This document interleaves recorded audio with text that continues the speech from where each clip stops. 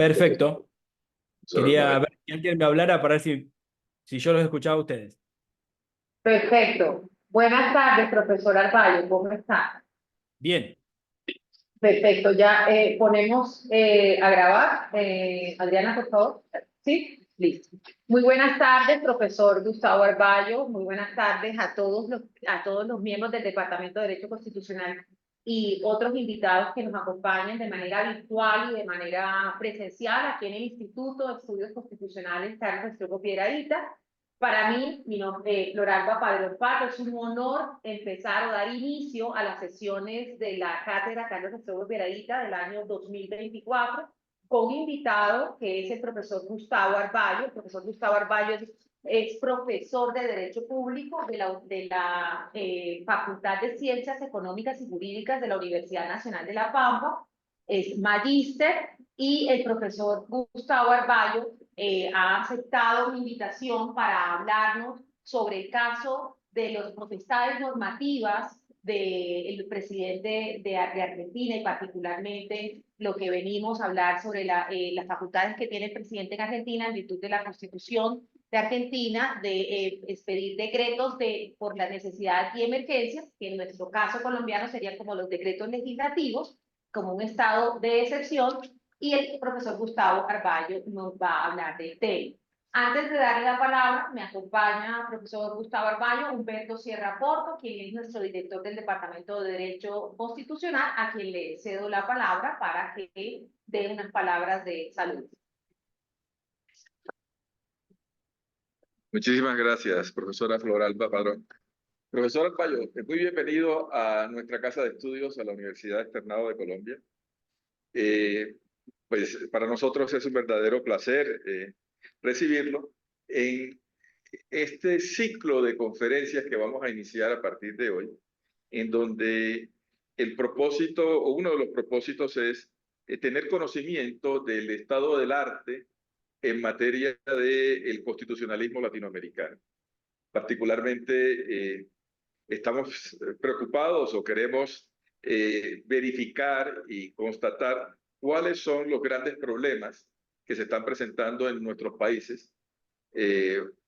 También verificar si las preocupaciones sobre involución constitucional o sobre la denominada lógica del Estado iliberal o la temática del constitucionalismo abusivo, cómo se están presentando, si eso es así, si efectivamente hay evolución, involución, o por lo menos tener conocimiento de cuáles son los principales problemas. Por supuesto, en el caso argentino es un tema central, la radicalidad, cómo se presentó la elección del presidente Milei y el ruido que está generando la dinámica o el proyecto político-jurídico nos llama muchísimo la atención.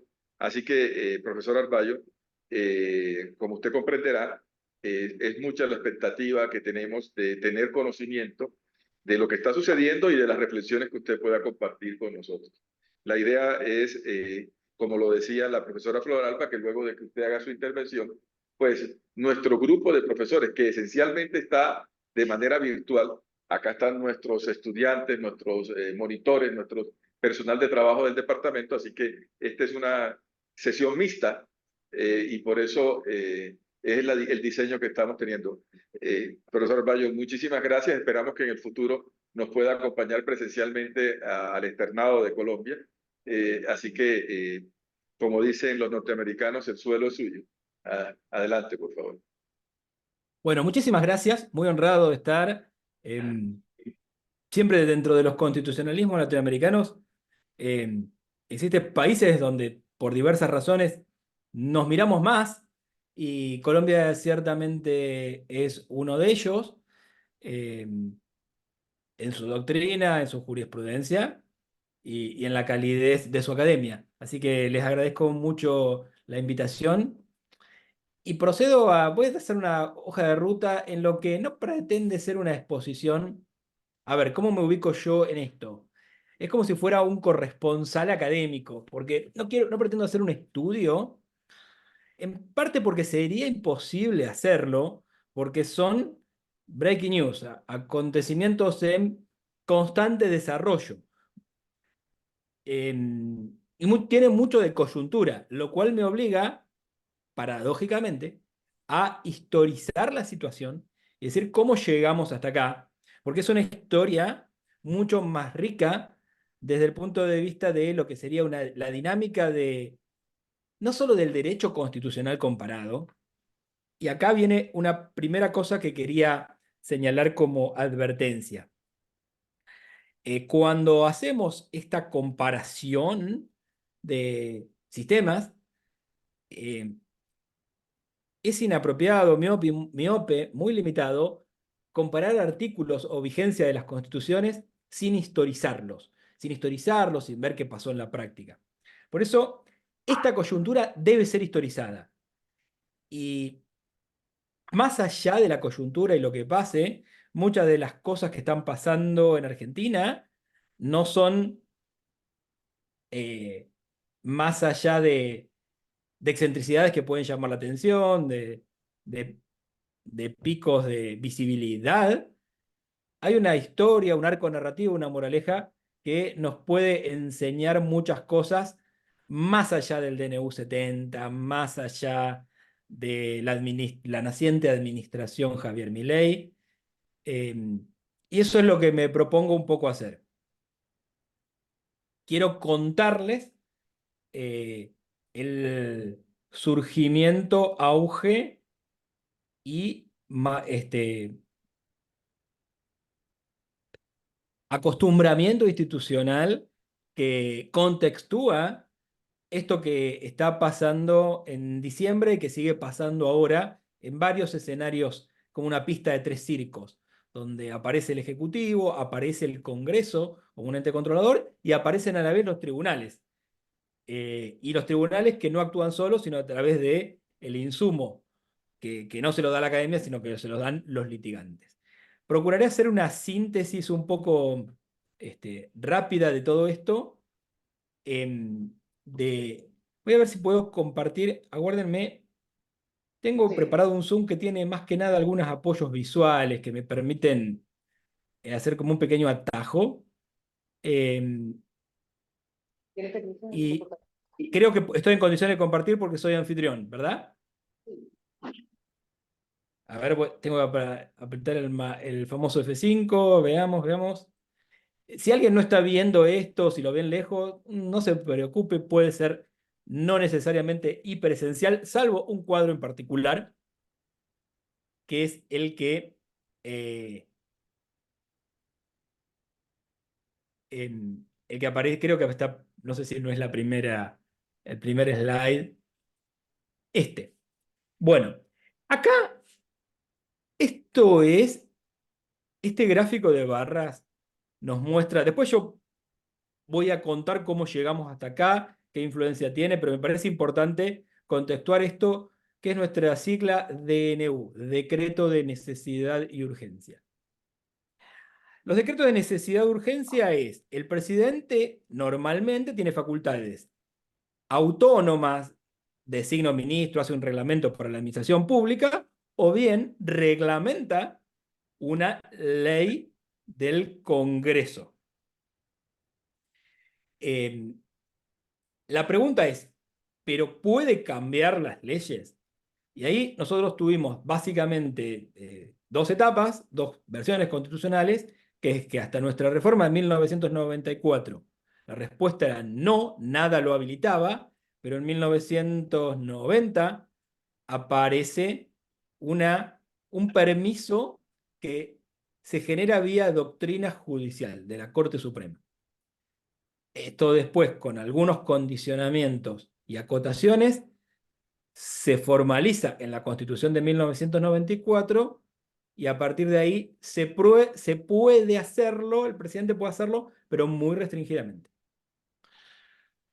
Entonces, hasta 1989-90, si tengo que poner una persona, una administración, es la administración Menem, que va de 1989 a 1990, y es la que va a ser sobre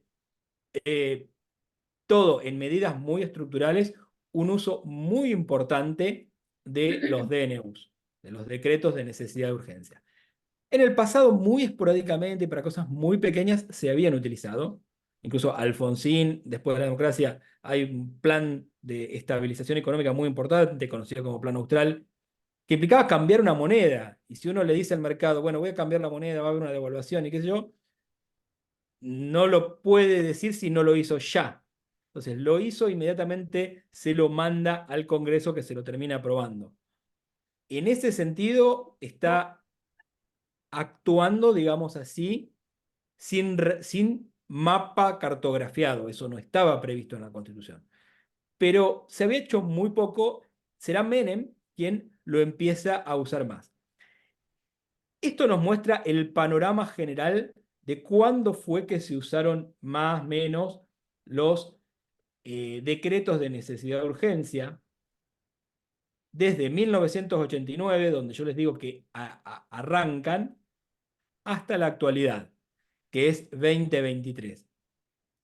Zonas pico de DNUs, esencialmente 2003. Y finalmente y esperablemente 2020. Esto es, pandemia COVID-19, con un Congreso que estaba cerrado, había muchas medidas que casi pasaban en el ejemplo químicamente puro de algo que no se podía llevar a decisión del Congreso.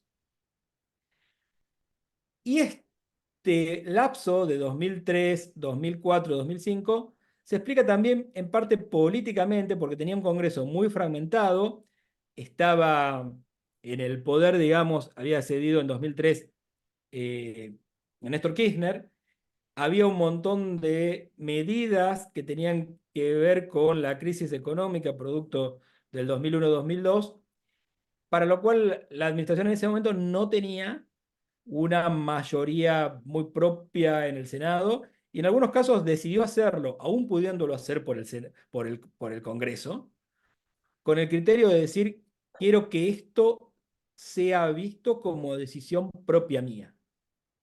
Todo esto al margen de lo que vamos a ver de cómo lo había pensado y definido la Constitución de 1994.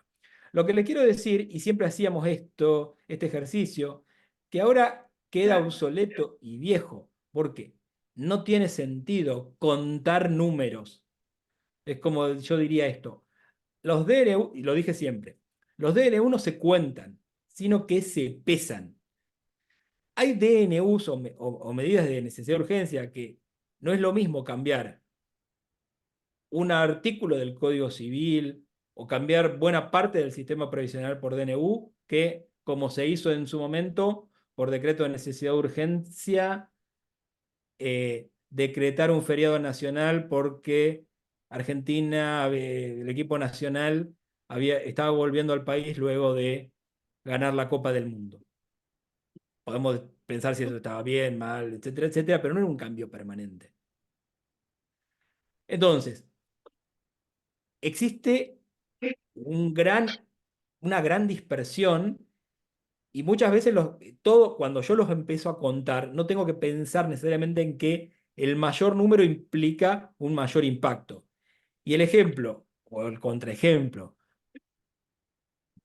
también de laboratorio para eso, lo tenemos en el DNU 70, que impacta sobre todas las áreas imaginables del derecho, menos las que tienen explícitamente prohibida de hacer por DNU. Se hacen medidas regulatorias, económicas, culturales, del sistema de civil.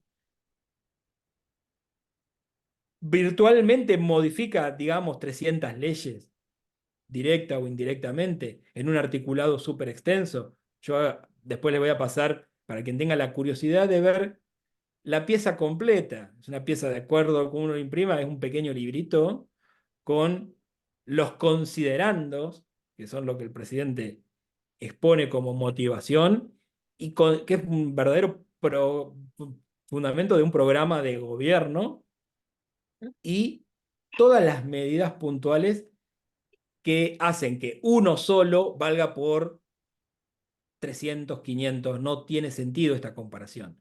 Hago este caveat de decir este cuadro que siempre se usó, lo usó la academia para decir, mire, fulano está usando muchos DNU, a partir de 2007 no se, en esta zona era un recurso casi marginal de las diversas administraciones, incluyendo también la del presidente Macri, no era algo tan utilizado, pero siempre es engañoso contarlo, hay que medir el impacto y en este punto, el caso del DNU 70, que es lo que nos el primer foco de atención que tenemos hoy, es eh, sumamente superlativo. Doctor Arballo, Sí, discúlpeme, una precisión querríamos que nos realice. Esos decretos, esos DNUs, el presidente hace el decreto y luego tienen que ser convalidados por el Congreso o es irrelevante el trabajo del Congreso. ¿Cómo es la mecánica? voy a contar esto cómo surgió. La primera versión de nuestros decretos de necesidad de urgencia, dije, está como anticipé, teniendo un origen eh, pretoriano, judicial. Esto no existía en la Constitución.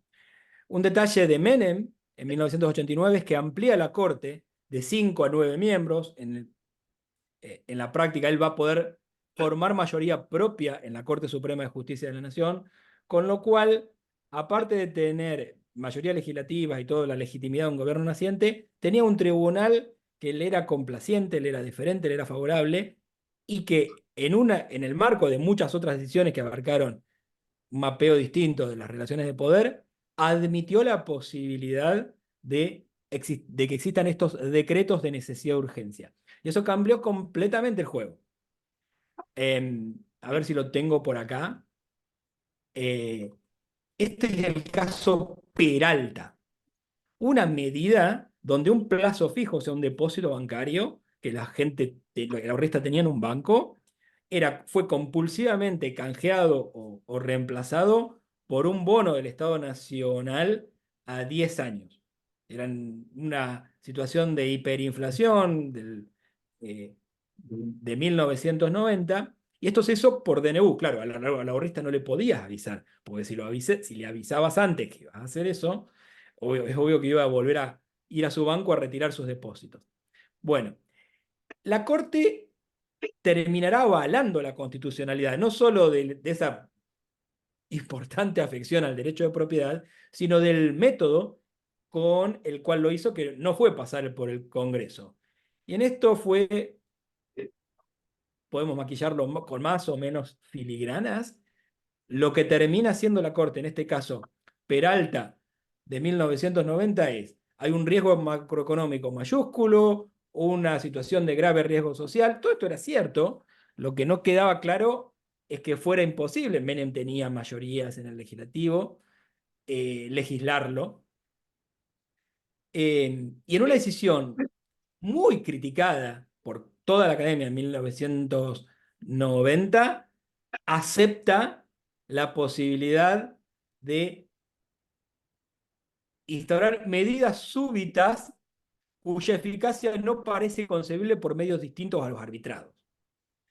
Fue un criterio, un ejercicio muy fuerte que a partir de ahí amplió fenomenalmente la caja de herramientas del poder presidencial. Y esto nos llevó a el texto actual, que es esto lo que es un texto un poco basculante, porque cuando lo empezamos a decir, uno lo lee y dice, esto está prohibido.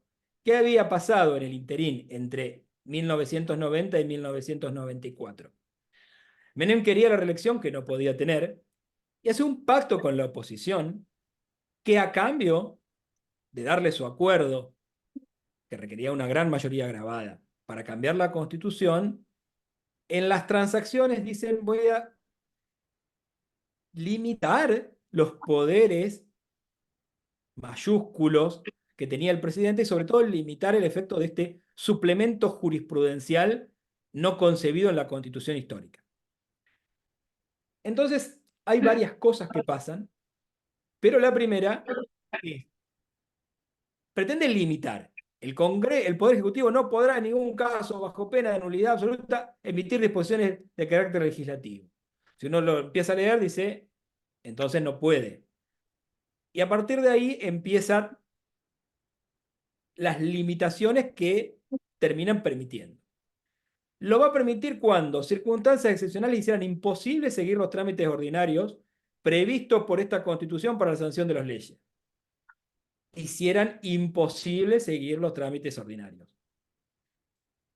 Esa es una limitación circunstancial.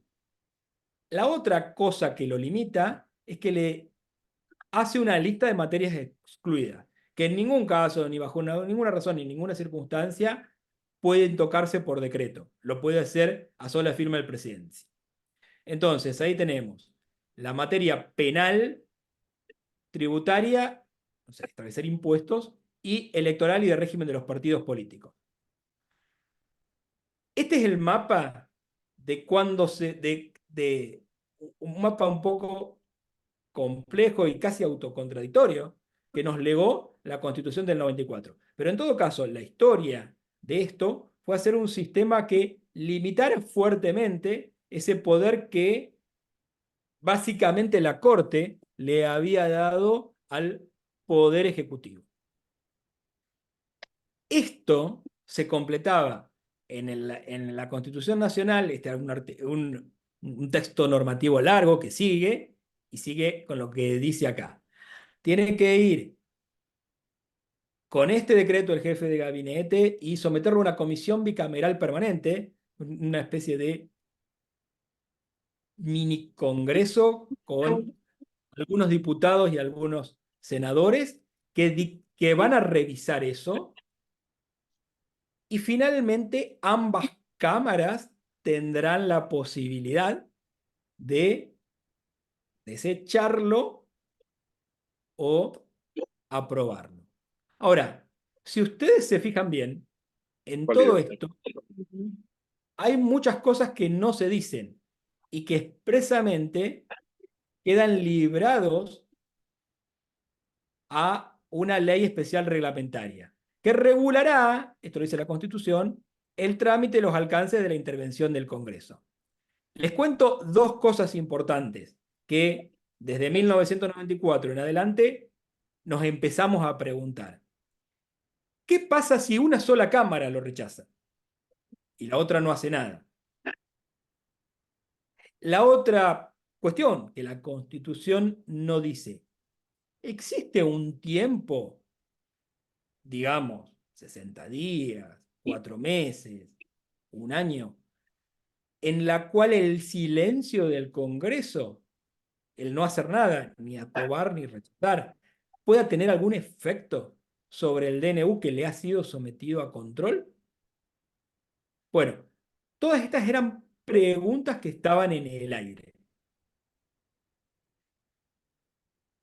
Y estuvieron hasta 2006, ya había estado ya Menem fuera del poder, ya había iniciado el ciclo kirchnerista, y en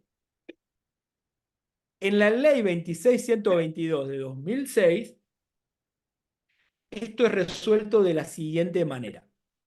Primera cuestión, es el mensaje, casi la interpretación más favorable posible y casi en buena tensión con la Constitución.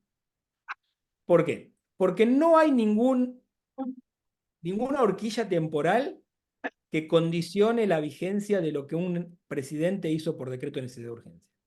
O sea, un presidente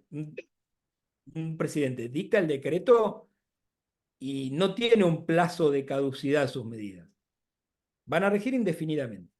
Esto estaba en otros proyectos que entre 94 y 2006 se hicieron, pero finalmente aparece este proyecto cuya impulsora fue la entonces senadora Cristina Kirchner.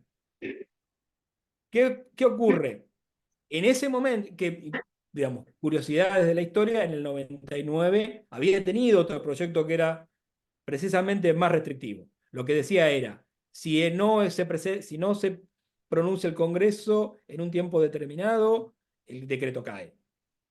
Y decía, Si una sola Cámara expresa su oposición al decreto, el decreto cae.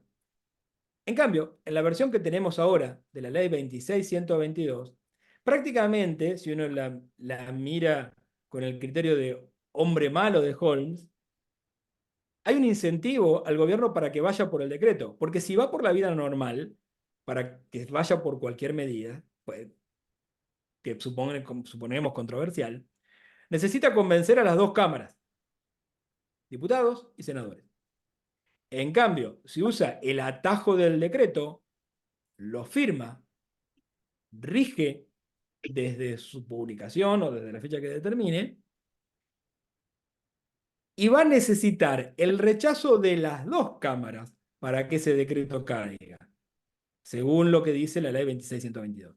En este aspecto, ha habido, y nunca fueron tratados por la Corte, planteos de inconstitucionalidad de la ley, porque tiene este efecto incongruente de que da por sentado que esa oposición de la Cámara es irrelevante, cuando en realidad debería ser demostrativo de que no existe el doble conforme en este sentido de ambas cámaras para la medida.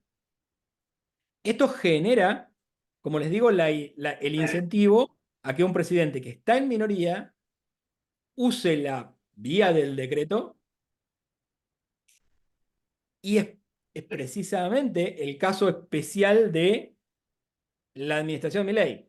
Recordemos que al ser un espacio nuevo, disruptivo, que no tenía tradición electoral y por ende tampoco tenía representación parlamentaria previa, el Congreso se renueva por tercios del Senado y por mitades en diputados, y que tampoco ganó las elecciones generales el espacio de Milei, sino que él finalmente obtiene su cargo en una segunda vuelta, en un balotaje, donde gana por el 56%. Pero en la elección general, él queda segundo, y ahí es donde se definen los cargos de composición del Congreso. Y en esa elección general, previa al balotaje, saca 30%. En concreto, el peso de su representación parlamentaria en el Congreso es, si redondeando, 15% de los representantes en la Cámara de Diputados y 10% en la Cámara de Senadores. O sea, es un presidente que no tiene la mayoría legislativa con peso político propio. Tiene que recurrir a alianzas, o tendría que recurrir a alianzas, que en algún momento las tuvo con la gente de Macri, con lo que sería el espacio de Cambiemos, que le dio su apoyo para la segunda vuelta, y hay una cierta concertación de tipo parlamentario con algunos funcionarios relevantes. Una candidata es ministra de Milei, pero en todo caso no tiene un importante peso propio en el Parlamento. Estas son las condiciones de debilidad que, sumados o construidos sobre el sistema permisivo de la ley 26.122, con respecto al control bastante laxo de los DNUs, generan esta tormenta perfecta. Hay una cuestión más que hasta ahora no hemos mencionado. Yo mencioné una primera jurisprudencia de la Corte, la del año 1989, que saca al genio de la botella. Aparece el DNU, un segundo momento constitucional en 1994, donde se busca volver a encerrarlo, pero ahí permanece. Como vimos en el cuadrito, los presidentes lo siguen usando, a veces para cosas más o menos triviales y puntuales, a veces para cosas muy relevantes. Y en un Estado de Derecho constitucional, la pregunta que nos podemos hacer es, ¿y mientras tanto, qué fue pasando en la justicia? Bueno, la verdad es que, si tengo que contar, los presidentes que fueron por la vía de DNU siempre se salieron con la suya. O casi siempre.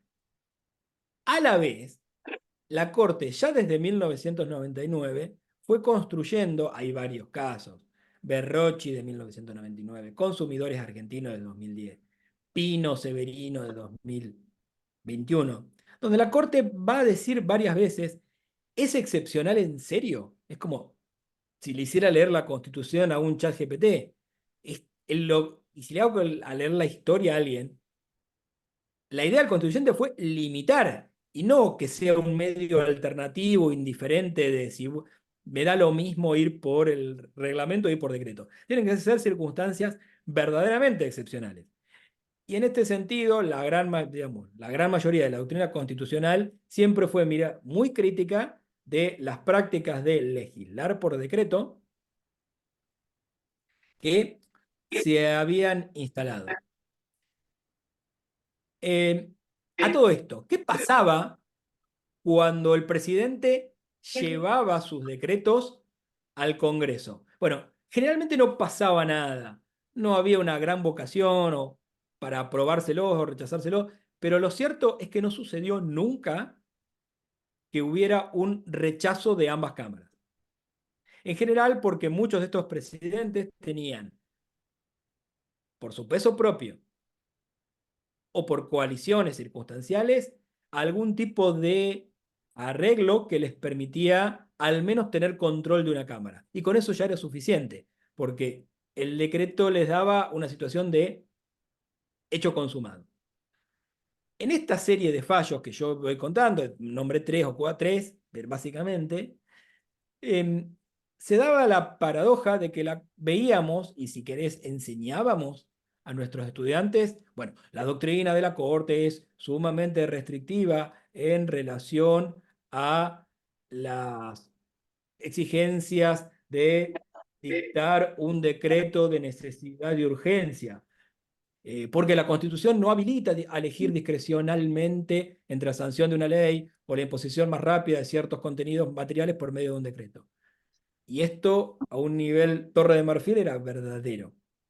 Ahora, a un nivel efectivo, si yo le pongo lupa, le hago doble clic a cada uno de estos casos, voy a ver casos que no afectaban un nervio central de la doctrina, de la política económica de un gobierno en funciones.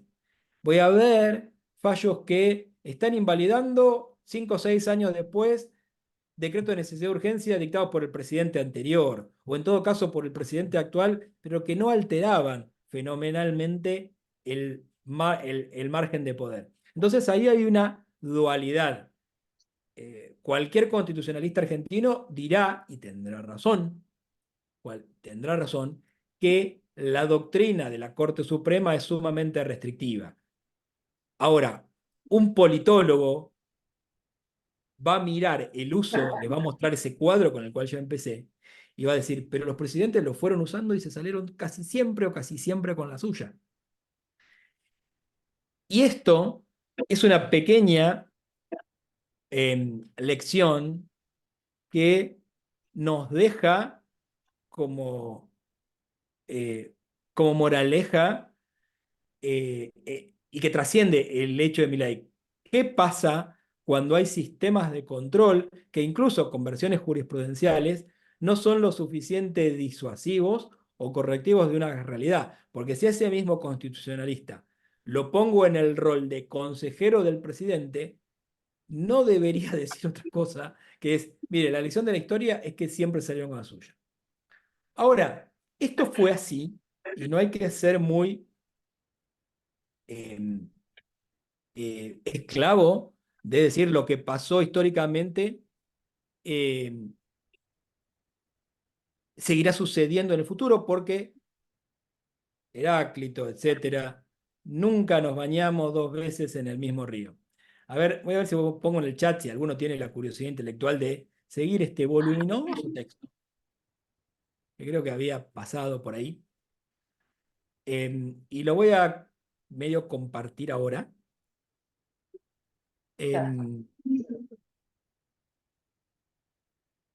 Miren, Este es el decreto del 20 de diciembre, bases para la reconstrucción de la economía argentina.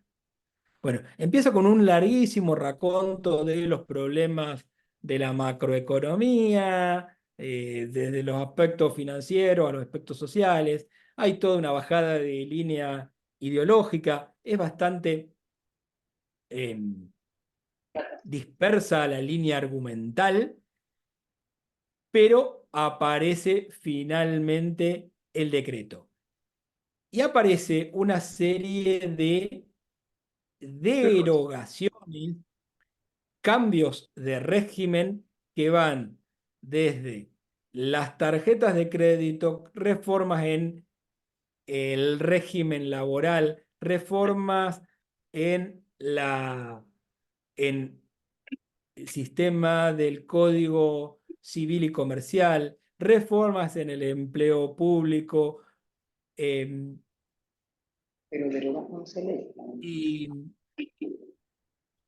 tengo que scrollear hacia el final hasta encontrar el último artículo, que es el artículo 366.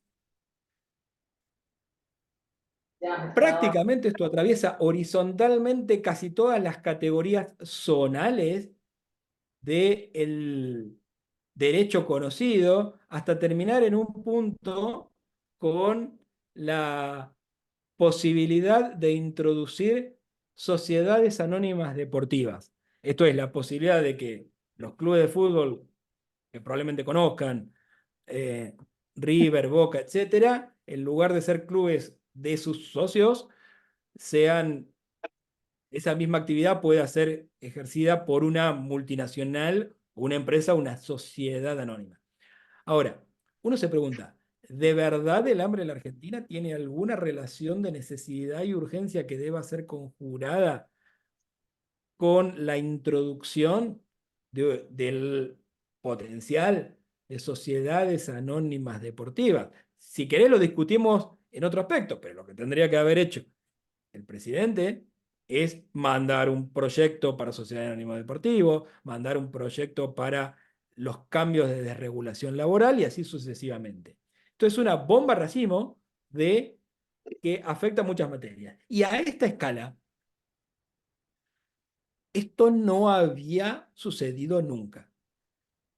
Todos los precedentes que teníamos de decretos de necesidad de urgencia, más o menos abusivos, siempre estaban focalizados generalmente en emergencias económicas y en la cepa de DNU del 2020, con un montón de regulaciones que fueron discutidas y probablemente en algunos casos haya habido muy buenas razones para discutirlas, de emergencia sanitaria, como en más o menos variaciones todos los países terminaron haciendo. Pero eran focalizadas. Lo que una lectura que no es conspirativa, sino es explícita, desde sus propios considerandos, del decreto de necesidad de urgencia, es decir, es necesario hacer todo esto y condensar en un solo instrumento un montón de medidas que corresponden a un plan de gobierno multipolar completo, donde aparecen un montón de cosas con las cuales yo potencialmente podría estar de acuerdo, junto con otras que realmente desconozco porque son de temas muy específicos. Entonces, esta legislación masiva, mayorista, parece de plano inconcebible, imposible de compatibilizar con el espíritu y el criterio de la necesidad y urgencia, que en todo caso debía ser focal y puntualizada. Esto es el decreto de necesidad y urgencia 70 del 23, que es hoy por hoy solo una de las partes de las cosas jurídicamente relevantes que están pasando en Argentina. Pero es la más relevante porque, como lo dice la Constitución, como lo dice la Ley 26.122, está vigente.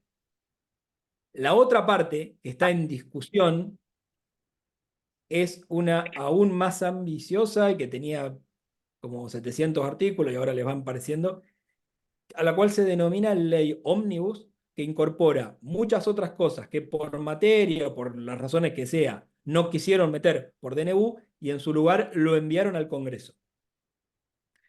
Empezó su trámite por diputados, que está sesionando, digamos, está en tratamiento y probablemente se supone que pueda haber alguna votación por sí o por no, y si es por sí va a ser con muchos cambios, de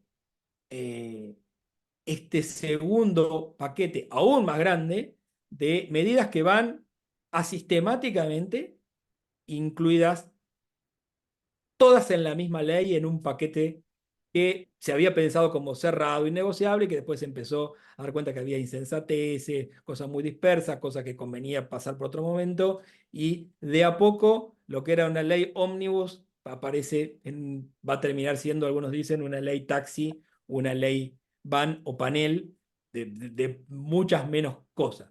Pero esto es un acontecimiento en permanente desarrollo. Mientras tanto, en lo que sí está vigente, que es el decreto de necesidad de urgencia,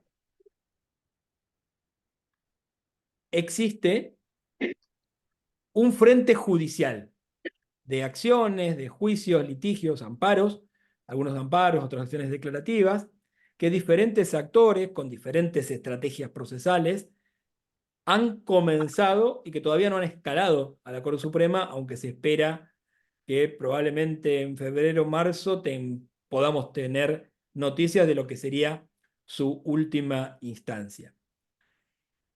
Y acá vengo con la tercera y última por el momento para ir cerrando mi intervención, después paso preguntas y tengo por ahí algo más para decir. La tercera de las lecciones que me parecía pertinente señalar es esta paradoja de que si un árbol cae en el bosque y no hay nadie que lo escuche, hace ruido o no hace ruido. Bueno, esa paradoja budista, zen o lo que sea, que parece bastante insensata, porque sí que hace ruido, tiene una versión de derecho procesal constitucional, sobre todo cuando la empatamos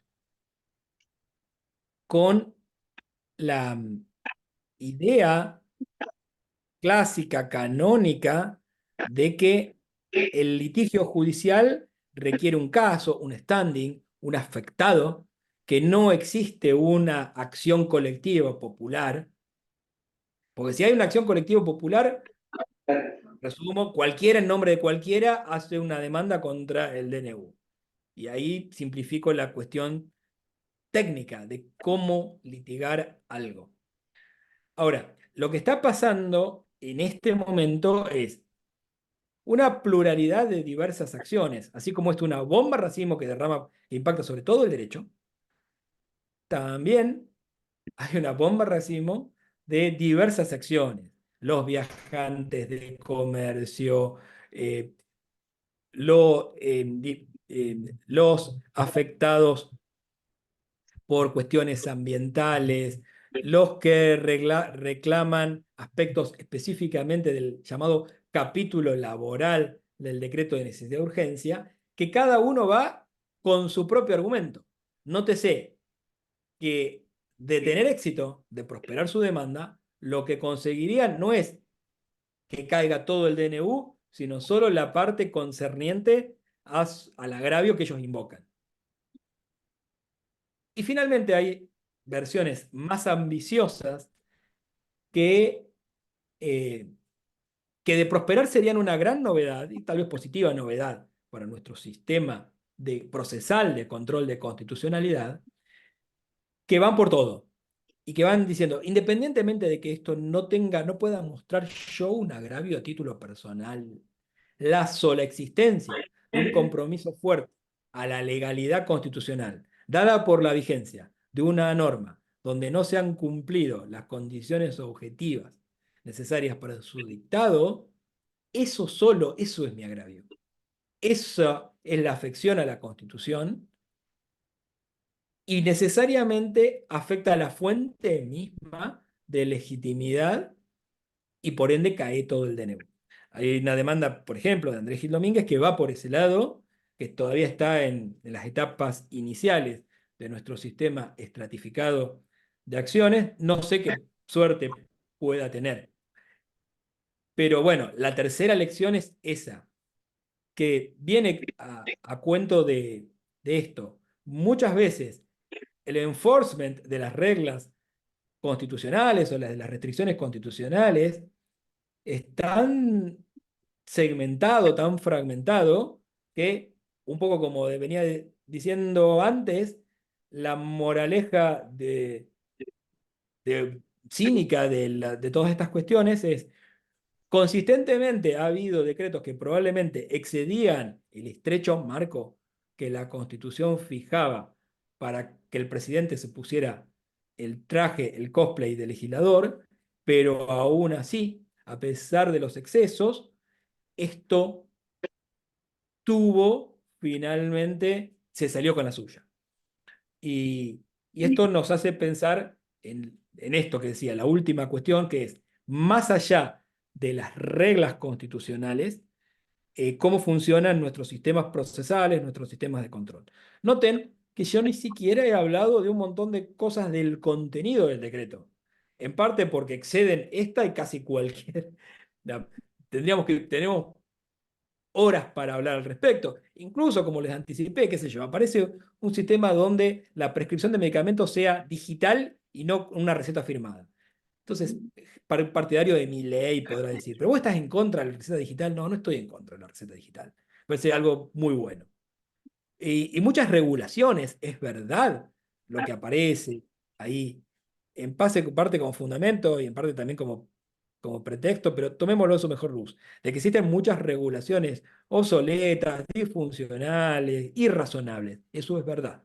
Ahora, la pregunta ¿es eso el hecho de que a mí me parezca muy mal algo? Como al presidente le puede parecer y probablemente a muchas otras personas y a mí también, la razón y justificativo suficiente para que yo me ponga a legislar en lugar de hacer lo que tengo que hacer: mandar el proyecto, explicar por qué es tan bueno, llevarlo al Congreso donde tengo, como en algún momento, como probablemente va a ocurrir con la ley Ómnibus, la posibilidad de ir a negociar y sobre todo, y esto no es un prurito formalista, no es una burocracia de constitucionalismo de Torre de Marfil. Cuando yo pongo en la escena pública la consideración de razones, ahí nos empezamos a dar cuenta que cosas que estaban en el papel, que parecían que eran sumamente irrazonables, en realidad tenían una razón de ser.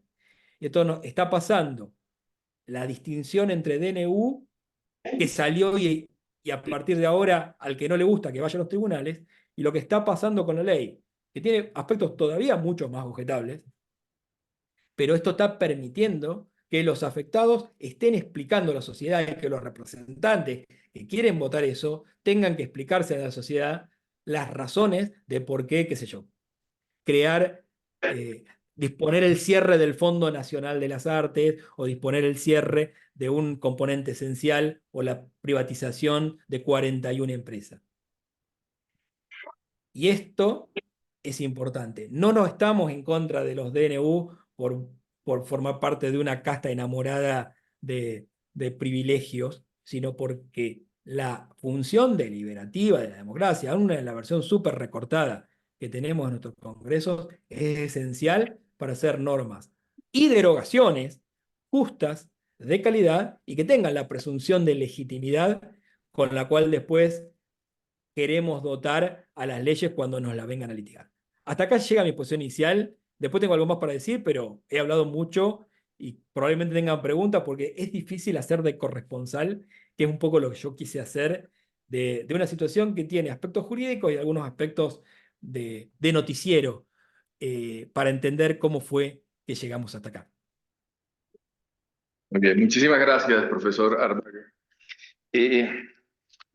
Bueno, la verdad es que este ejercicio que usted nos ha propuesto es maravilloso, déjeme decirle.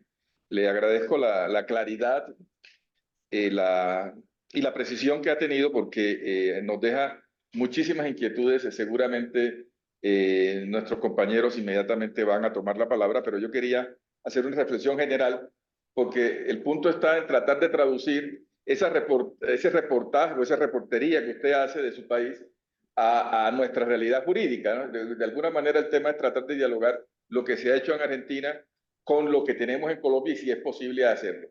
La gran pregunta que nosotros nos planteamos desde fuera es, ¿será que en nuestro país, en Colombia, un presidente con una lógica de propuestas tan revolucionarias, tan radicales en materia de Estado de Derecho podría tener cabida o existe en nuestra institucionalidad la posibilidad de que se realicen ese tipo de propuestas?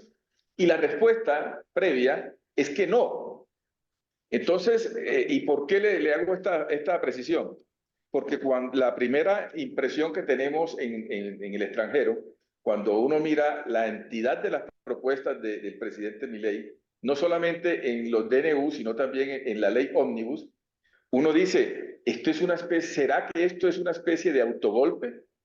Es decir, ¿será que con una propuesta tan amplia que no pasa por el Congreso o que no necesariamente tiene que tener la aprobación del Congreso con decretos con vigencia indefinida, será que esto no es una especie de autogolpe en la medida en que buena parte de funciones esenciales no pasan por la democracia representativa? Esa es, digamos, la primera gran prejuicio o presunción que teníamos nosotros, y luego de su intervención puedo decir lo siguiente, pero si me equivoco, por favor, corrija. Lo primero es que usted nos está indicando que prima facie lo que se está haciendo en Argentina no es una actitud de dictadura, no es un autogolpe desde la perspectiva formal, jurídica. Eso es, digamos, una afirmación que podría hacerse.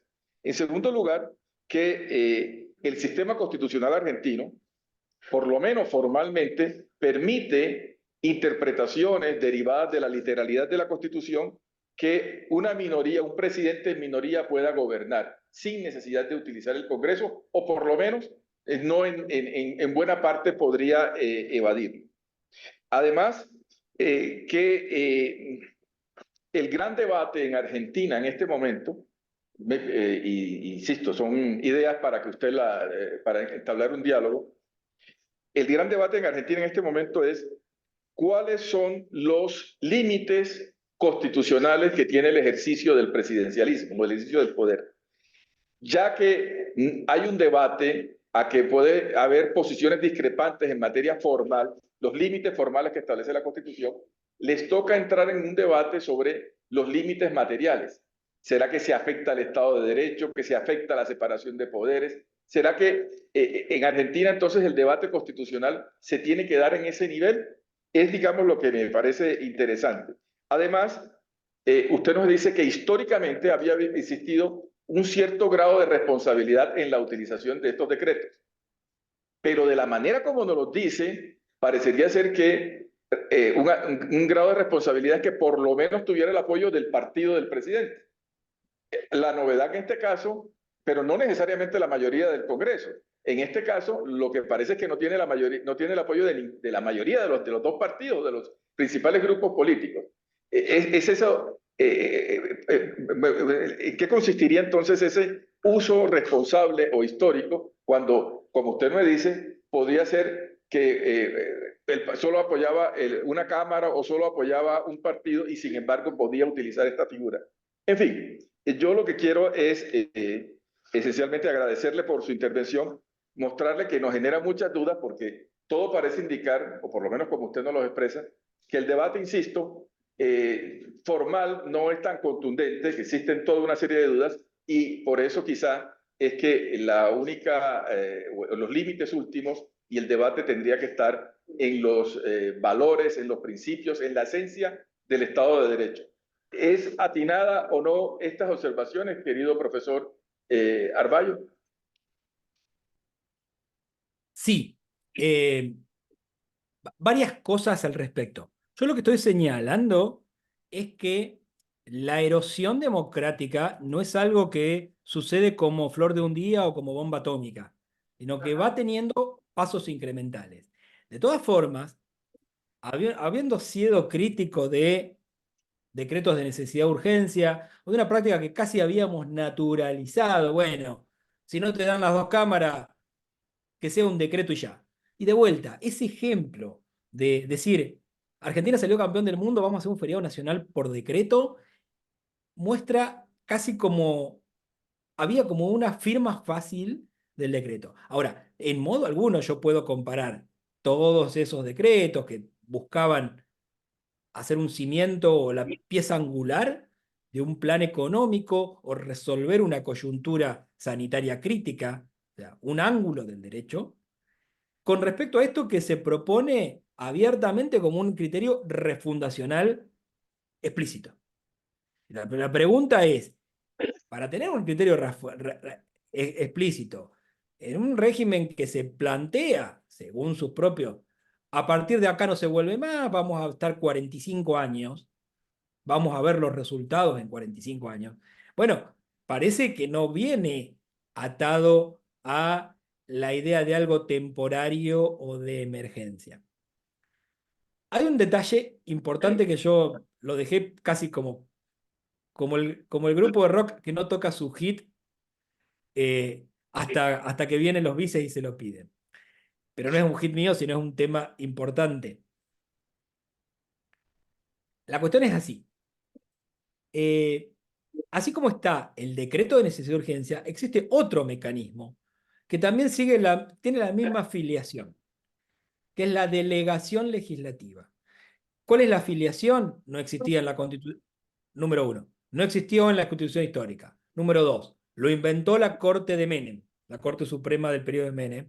Número tres, vino el Pacto de Olivos en la Constitución de 1994 y quiso volver a poner al genio en la botella, condicionándolo.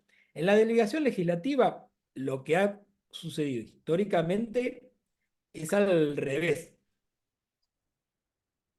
El Congreso define un área, define área y bases para una delegación, y a partir de ahí es el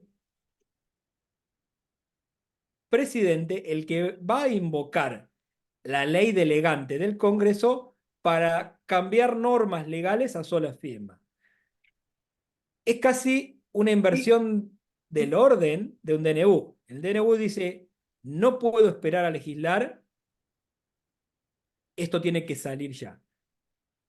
En la declaración de la delegación legislativa, yo puedo predefinir un área. Por ejemplo, Menem lo hizo básicamente con reforma del Estado y privatizaciones, lo hizo el Congreso, y en lo sucesivo, el presidente va a invocar esa ley marco que fija, como lo dije, un marco y un periodo de tiempo en el cual esa delegación va a tener efecto, y actuar bajo ese paraguas. Esto es importante porque ese sistema está en la Constitución con la misma nota de que está bajo criterio restrictivo, que la jurisprudencia ha alertado de que esas delegaciones deben interpretarse restrictivamente, y con lo mismo que pasa con los DNUs, que todos los presidentes lo usaron. Lo usó Menem, lo usó Kirchner, lo usó Macri, lo usó Alberto Fernández, y ahora pretende usarlo Milei. Y eso es el artículo, los primeros 3 artículos de la ley Ómnibus, que tiene un montón de otros artículos que yo podría criticar, reformas digamos, afectaciones al derecho a la protesta, eh, problemas de previsionales, etcétera, etcétera. Pero antes de pasar ahí, lo primero que veo sentado en la primera fila es una enorme delegación de facultades que abarca 11 materias: económica, financiera, fiscal, previsional, de seguridad, defensa, energética, sanitaria, administrativa y social. Todas esas son áreas de emergencia. Y una heterogénea afirmación de objetivos que se plantean como frase. Y eso está en 3 o 4 artículos. Y son los artículos que están al principio de esta ley Ómnibus. Entonces, respondiendo a esa pregunta, hay algunos autores que en la argumentación política, pero también en la jurídica, dicen, esto es inconstitucional de fábrica en la matriz misma, porque hay un artículo de la Constitución que dice, histórica, que dice que no se pueden otorgar facultades extraordinarias ni la suma del poder público a ninguna autoridad. Y dice que quienes estén haciendo esto, actos de esta naturaleza, llevan consigo nulidad insanable y los que la ejecuten o formulen serán considerados tener la responsabilidad de pena de infame traición a la patria. En un tuit hay autores que se están señalando, esto es un acto de traición a la patria por la mayúscula delegación de facultades que no el DNU, sino esta ley ómnibus estaban haciendo. Que para meterla en el marco constitucional le fijaron un plazo temporal. En el proyecto inicial, ¿cuál es el plazo temporal? 2 años con una prórroga de otros 2 años más que podía ser dispuesta por el propio titular, o sea, por el propio beneficiario, o sea, por el propio presidente. 2 más 2, o sea, todo el mandato presidencial iba a tener esta enorme delegación de facultades. Estoy hablando de algo que no existe todavía, fue un proyecto. Y hablé en pasado, eran 4 años, iba a ser así, porque ese fue el proyecto con el cual arrancamos, o sea, la primera versión que el presidente mandó al Congreso, pretendiendo, denme todas estas facultades, todas estas emergencias, que claro, un presidente tímido, pero Milei probablemente no sea un presidente tímido, digo, se puede agarrar de cualquiera de esas emergencias y de cualquiera de los heterogéneos objetivos para hacer literalmente, básicamente lo que quiera.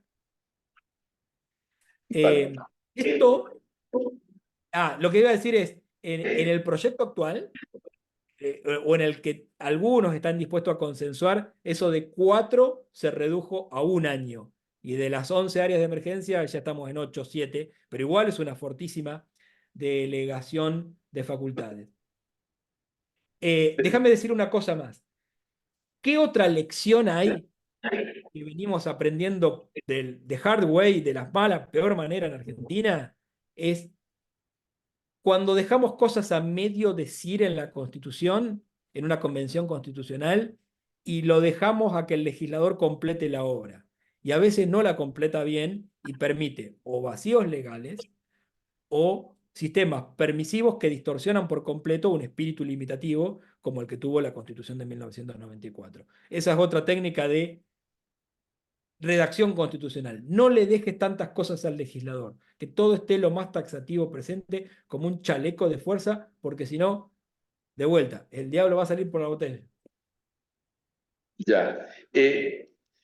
Definitivamente lo que sí está claro es que lo jurídicamente trascendental es lo que está contenido en los decretos de necesidad y urgencia, porque el proyecto, y esa es una reflexión, el proyecto es más un acto político, porque si usted me dice que no tiene las mayorías, es unas reformas de una profunda trascendencia, es más una constancia política de lo que quiere hacer y que no le deja hacer el sistema. Es decir, es más generar un proyecto, una constancia de que el proyecto político se presentó y que no hubo la respuesta institucional adecuada. Eso lo digo un poco para que lo tenga como dentro de los elementos, porque me parece que este segundo elemento, la ley Omnibus, al ser más elemento para la discusión política, tiene más una lógica de ese tipo que de efectivamente el presidente ser capaz, porque por lo que me cuenta, muchos de esos temas podría haberlos colocado en los decretos, pero ha preferido colocarlos mediante ley. Eso simplemente allí. Y finalmente, porque quiero que los demás también tengan la oportunidad, lo que pasa es que me parece tan apasionante que quería señalarlo, para el pueblo argentino, existe la idea de que lo que hay en esta discusión de las instituciones, de qué puede hacer o no, son problemas formales que distraen de la necesidad de tomar reformas de fondo que la sociedad argentina necesita. Es decir, puede ser calificado esta discusión no como un tema de trascendencia para la estructura del Estado, sino como simplemente formalismo que impiden que efectivamente haya soluciones para el país. Dicho esto, quisiera que los demás profesores también sumen la nota de inquietudes y de observaciones y de preguntas, porque seguramente son muchas más las que existen. Profesor Gustavo Arbaño, me sumo a las palabras de nuestro director Humberto Sierra Porto, maravilloso, muy sugestiva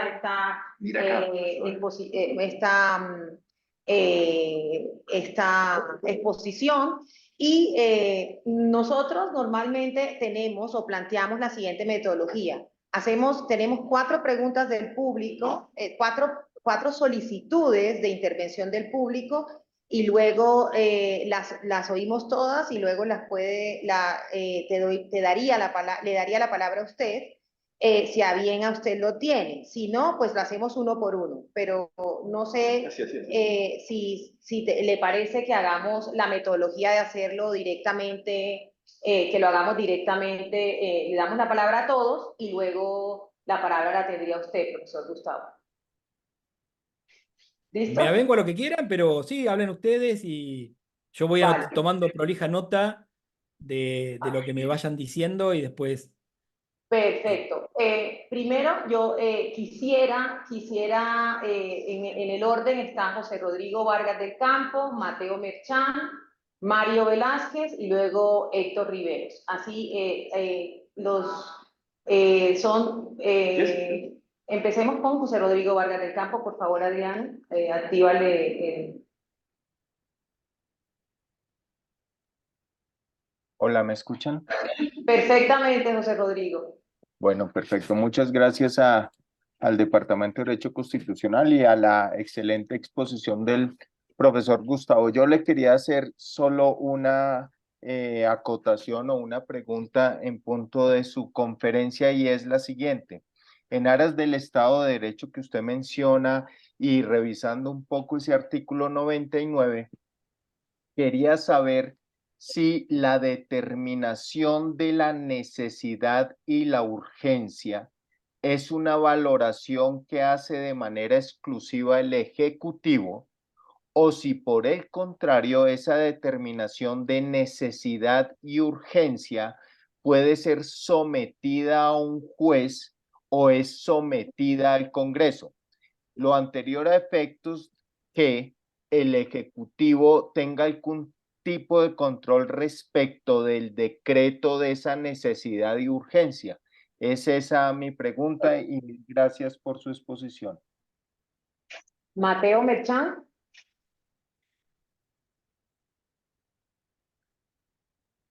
Muy buenas tardes. ¿Me escuchan ahí?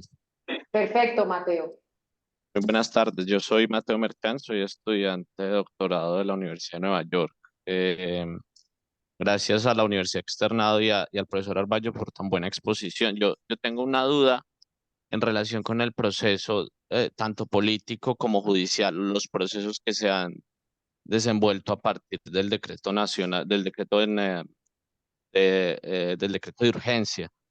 Y esto tiene que ver con los límites que deberían tener los jueces a la hora de intervenir en la revisión de las provisiones del decreto. Y lo pregunto en estos términos porque, digamos, del poco conocimiento que tengo del contexto argentino, he sabido que hay un debate sobre digamos, la suerte de influencia de los intereses políticos de los jueces en la realización de sus fallos y en la elaboración de sus decisiones. Y de alguna manera pensé en esto cuando el profesor Arballo habló sobre la necesidad de fortalecer el proceso democrático y deliberativo a partir de las discusiones que se están dando en el proceso. ¿Hasta qué punto la intervención judicial sí favorece el proceso deliberativo? ¿Cuáles deberían ser los límites que deberían tener los jueces y la Corte Suprema si llega a intervenir a ese respecto? Y, digamos, pensando la otra cara de la moneda, sé que hay varias organizaciones de derechos humanos que han presentado dentro de sus acciones judiciales solicitudes de medidas cautelares que ya han sido negadas en primera instancia y pues que siguen el camino procesal. Y ahí también están en juego derechos fundamentales que se están vulnerando se pueden vulnerar inmediatamente a partir de los contenidos del decreto. Eso, digamos que de alguna manera justificaría una intervención judicial más urgente, pero aún así no, no tengo muy claro en qué medida la intervención judicial de verdad ayudaría a fortalecer la democracia deliberativa dentro de todo este proceso político, o más bien la revisión del contenido del decreto se lo deberíamos dejar a la política antes que a los jueces. Muchas gracias. Gracias, Mateo, por tu pregunta. Viene Mario Velázquez y luego Héctor Ríos. Buenas tardes. En primer lugar, soy Mario Velázquez, obviamente soy de Tucumán, Argentina. Quiero, en primer lugar, agradecer la invitación a la universidad y fundamentalmente al conferencista que tienen en el día de hoy. Un tema tan importante para el desarrollo institucional de un país y una universidad de un país hermano que se haya preocupado por traer este tema en la agenda de estudio, me parece sumamente importante. En mi país, paradojalmente, no ha habido un ensayo de estas características, a diferencia de ustedes. Eso lo quería poner de relieve en primer lugar, de la importancia que implica. Y preguntarle a Gustavo, al colega, en realidad nosotros estamos viviendo en mi país en función del decreto 70 y de la ley ómnibus, que son dos de las grandes cuestiones que se están discutiendo en el Congreso de la Nación. Algunas consideraciones que me gustaría ponerlas de relieve para ver cuál es la opinión del conferencista. Cuando se les preguntaba en el Congreso a los ministros que fueron a participar de la discusión de la ley ómnibus, se les preguntó quiénes habían redactado el decreto de necesidad y urgencia. Y de la misma manera, quiénes habían sido los autores de la conformación de esta ley de bases y punto de partida. Y la respuesta de los ministros, nadie sabía quién había redactado. Entiendo que los decretos de necesidad y urgencia tienen un procedimiento específico determinado por la propia ley. Eso implica que, más allá de la voluntad de quien ha resultado electo a través de una votación democrática que nadie discute, se tiene que allanar a las propias normas que la Constitución establece y las leyes que en consecuencia se hayan dictado. En particular, este proceso de elaboración de un decreto de necesidad y urgencia que creo que en ningún país, por lo menos yo no tengo conocimiento, de que afecte, o mejor dicho, atraviese prácticamente toda la normativa de todo tipo de relaciones en una sociedad democrática. Cuestiones del derecho civil, del derecho penal, de cuestiones económicas, cuestiones administrativas, cuestiones de salud pública, cuestiones de seguridad, cuestiones energéticas, etcétera. Es decir, ha tocado o pretende tocar un sinnúmero de materias a las cuales nosotros estábamos acostumbrados, obviamente, a la aparición de los decretos de necesidad y urgencia, pero a excepción de la propia pandemia, que como pandemia era el margen de discusión en función de no saber si íbamos a estar vivos o no y qué medidas había que tomar y de manera urgente y lo que implicaba que el Congreso se reúna. Gustavo ha traído algunos ejemplos, por ejemplo, de la conformación de sociedades anónimas en los clubes de fútbol. Es decir, un primer análisis implicaría el rechazo desde el punto de vista del sentido común, en decir, el presidente actual pretende la suma del poder, o lo que es peor, aún sabiendo de que las reglas de la democracia implican que él, no teniendo mayoría en el Congreso, es decir, el número de legisladores necesarios para aprobar una ley que pretenda llevar adelante en su administración, lo cierto es que el ejercicio democrático necesariamente le impone esa necesidad, y no creo que sea el mecanismo en definitiva, de la delegación de funciones en la manera en que las pretende. Inclusive, En la ley ómnibus, Gustavo, se están discutiendo algunas cuestiones tangenciales, pero definitivamente se le va a terminar aprobando la delegación de facultades legislativas en temas tan amplios como los que vos acabas de hacer mención. Me gustaría que en relación a esos dos tópicos pudieras darnos tu opinión. Muchas gracias. Ahora tiene la palabra Héctor. Buenas tardes, la palabra es tuya. Hola, Floralba, muchas gracias y gracias al instituto y a todos por provocar, promover este espacio y gracias al profesor Gustavo por su excelente exposición. Yo tengo pues varias preguntas, pero voy a tratar de sintetizar. En primer lugar, yo pues creo, pero puedo tener mala información, pero tengo el juicio hasta ahora formado de que evidentemente se trata de un uso abusivo de una facultad constitucional para el presidente, en favor del presidente de la República, que no cumple las condiciones que la Carta Política de Argentina prevé para este tipo de instrumentos o de herramientas, llamémoslas excepcionales. Me estoy refiriendo al DNU, al Decreto de Necesidad y Urgencia. Pues, por supuesto, no, digamos, al proyecto de ley ómnibus que está haciendo el trámite en el Congreso.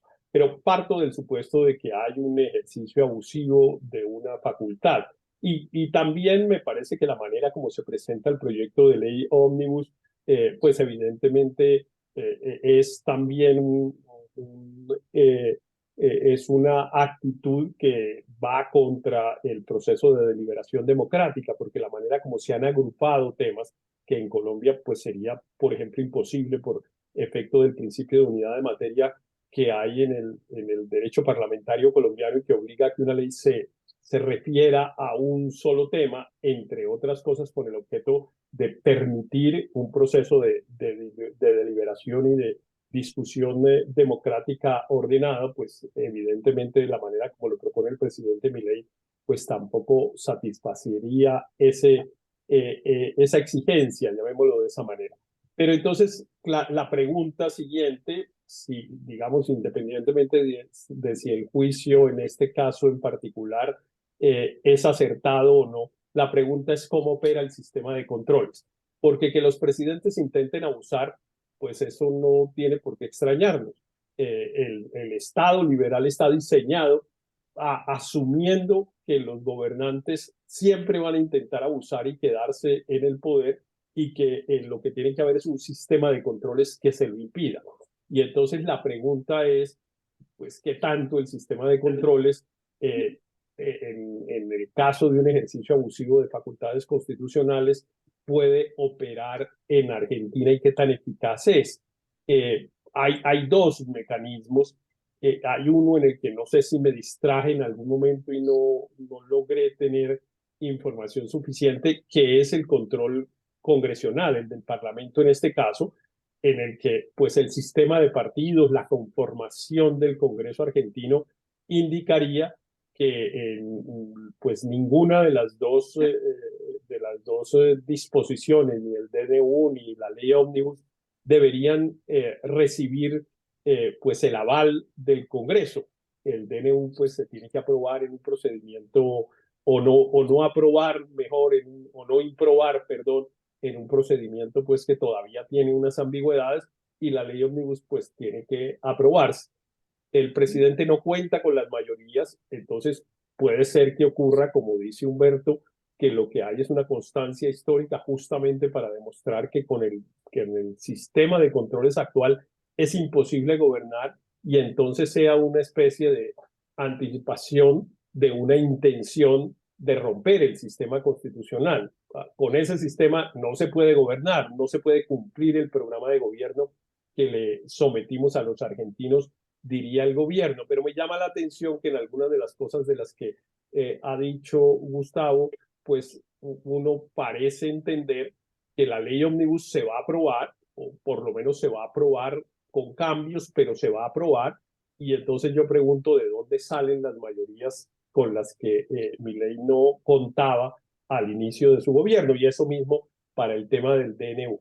Ahora, hay hay una pregunta adicional en relación con el tema de controles y aprovecho incluso que Humberto está aquí para abusar de su opinión, que es un tema que se ha propuesto, digamos, como discusión de los DNU de Argentina desde el pasado, y es la compatibilidad de ese mecanismo con el artículo 30 de la Convención Americana de Derechos Humanos y con el contenido que se le ha dado a ese artículo en relación con que cualquier restricción a los derechos fundamentales debe adoptarse por ley en sentido formal, no en sentido material, sino en sentido formal aprobada por un Congreso después de un proceso de deliberación democrática. Entonces, ahí hay una discusión que es antigua, pero que pues nunca se había profundizado, entre otras cosas, porque se había tomado el DNU como un mecanismo,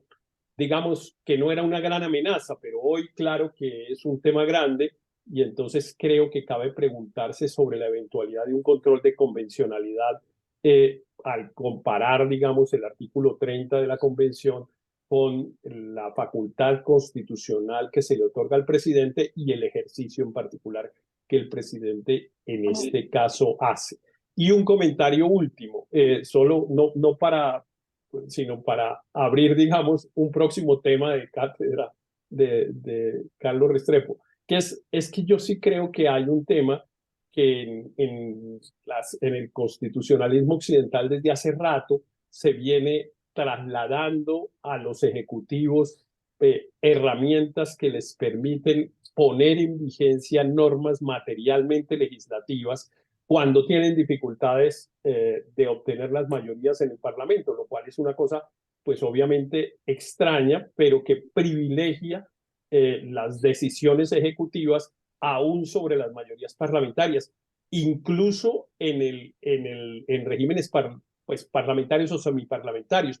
Recuerdo, por ejemplo, pero no tengo ahorita la precisión, pero recuerdo porque pasó hace poco y seguramente algunos de ustedes tienen mejor memoria que yo, pasó hace menos de un año.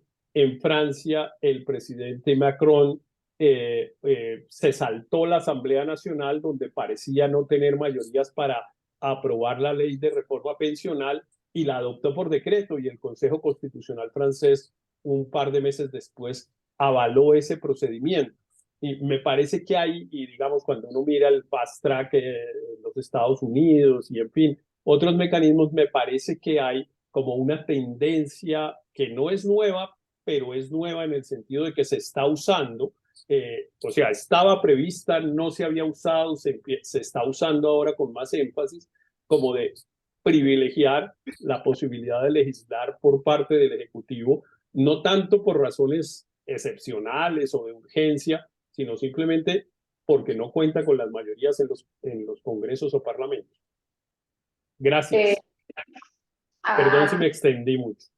Así, Gustavo, aquí con nosotros están dos personas que quieren también hacerte una pregunta, entonces le voy a dar la palabra a Jonathan Caro y luego a la profesora Andrea Robles, y ahí sí te daré la palabra para que puedas hacer referencia a esto que te han comentado. Es otra conferencia la que va a tener que hacer. Sí, totalmente. Jonathan, si quieres ponte de pie y aquí lo pones o lo hacemos con micrófono. Por favor, Michelle, gracias. Gracias. Profesor, muchas gracias por la intervención y por la explicación. Yo tengo dos interrogantes realmente.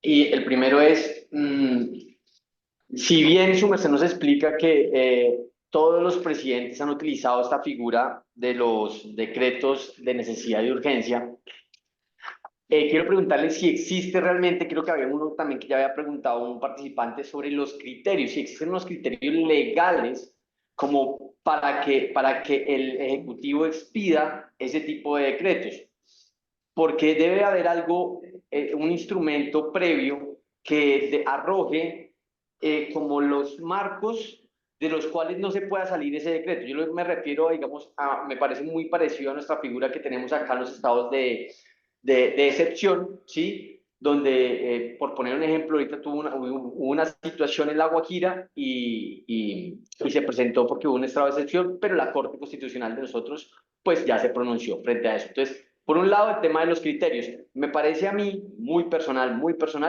que pues según lo que su merced nos indica, es un abuso de la figura. La figura puede existir, pero una cosa es abusar de la figura.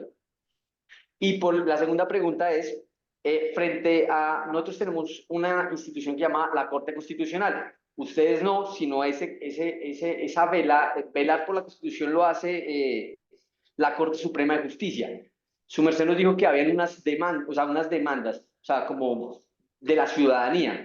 La pregunta es, ¿esa Corte Suprema automáticamente le hace un control de constitucionalidad ahí o toca esperar una acción pública y constitucionalidad aquí? O sea, es muy argot de nosotros, no sé si su merced me entienda, que la ciudadanía demande esos decretos, ¿sí? Y para terminar ¿qué efectos tendría en caso de que, digamos, se declare todo inconstitucional y ya se haya echado a andar varias cosas, prácticamente? Gracias, doctor. Muchas gracias, Jonathan. A la profesora Andrea Rodríguez. Hola, no sé si me escuchan bien, ¿sí? ¿Sí me escuchan? Lo voy a poner acá. Yo voy a hacer una pregunta un poco fuera de la caja porque yo creo que a nadie nos cabe duda de que ese decreto de necesidad de urgencia es totalmente abusivo, pero el caso de Bukele, aunque obviamente no estoy comparando, Argentina con El Salvador nos ha demostrado que siempre y cuando se entienda cierta eficacia de esas medidas, así sean totalmente... sí, totalmente inconstitucionales y inhumanas, pues se van a aplicar. Y mi pregunta es la respuesta de los mercados, porque la respuesta de los mercados y de las calificadoras de riesgo en un primer momento, apenas salió el decreto de necesidad de urgencia, fue reaccionar favorablemente y ya ahorita en enero volvió a subir el riesgo país, pero con unas previsiones negativas en el mercado internacional financiero a corto plazo, pero buena a mediano plazo. Es decir, si esto logra concretarse, si estas medidas de regulación económica logran concretarse a mediano plazo, las calificadoras de riesgo asumen que la calificación de Argentina llegará a niveles óptimos que no han visto en muchos años, en muchas décadas. Y eso podría llevarnos a decir que posiblemente así encontremos todos los argumentos teóricos y constitucionales de decir que mi ley es abusivo, pero el mercado ha reaccionado favorablemente, se va a materializar sus cambios. Lo mismo vemos en su conferencia en Davos, en Suiza.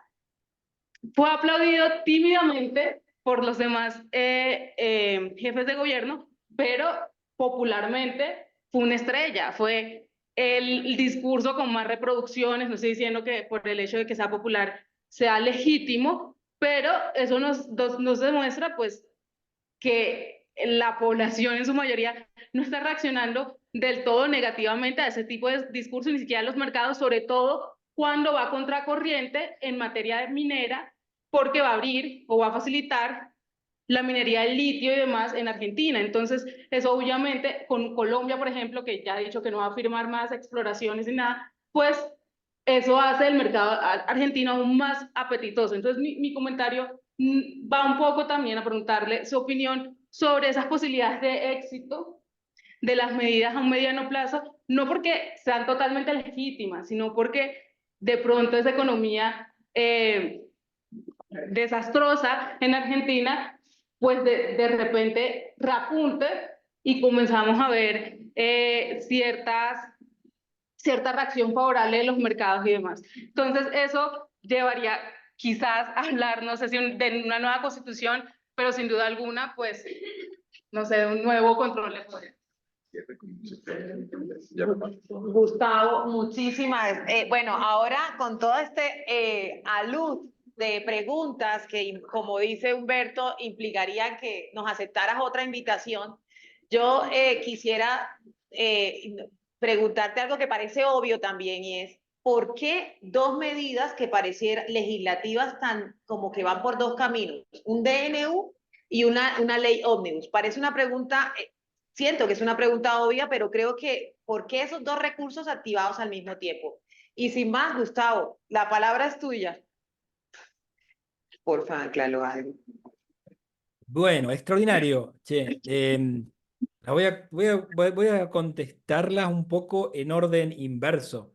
Cuando te tiran muchos papeles, uno arranca desde el último hasta el primero, tirando el hilo y súper interesante. Capaz que me tome algún atajo, unifique algunas.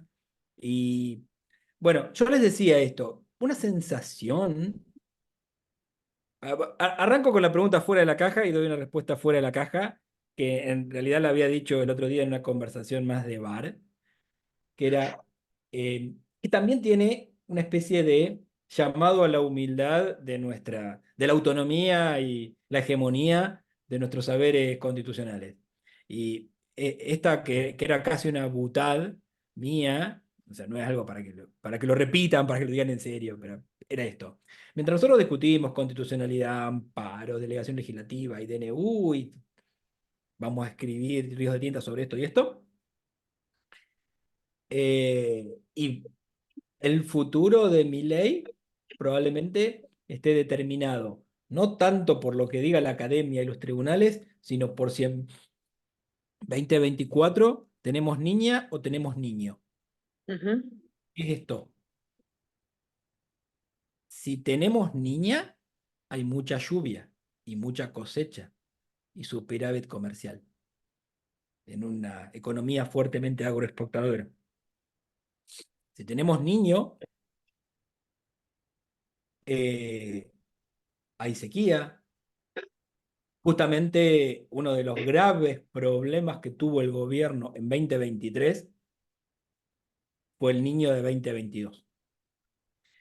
Problema de descalce entre las divisas. Bueno, lo que quiero decir es esto, no importa. Si quieren saber qué es lo que se supone que va a haber, este año va a haber niño, corriente del niño, sequía. Bueno, si yo tengo que pensar malas noticias para mi ley, tal vez no miro tanto en, en los...